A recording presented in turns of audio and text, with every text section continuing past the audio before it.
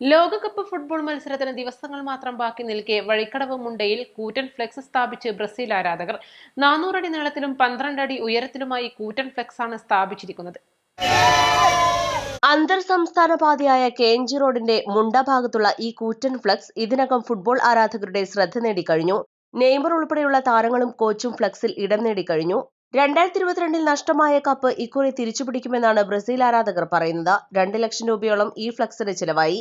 Club അംഗങ്ങളും Brazil ആരാധകരും ചേർന്നാണ് ഇതിനുള്ള തുക സ്വരൂപിച്ചത്.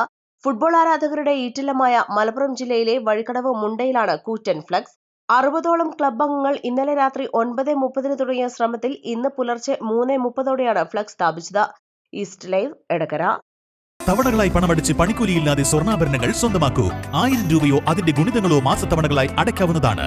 ഓരോ മാസവും നറുക്കെടുപ്പ്. ഈ പദ്ധതിയിൽ അംഗമാകാൻ 8078599000 എന്ന നമ്പറിൽ ഉടൻ മിസ് കോൾ ചെയ്യൂ. ഹയ ഗോൾഡൻ ഡയമണ്ട്സ്.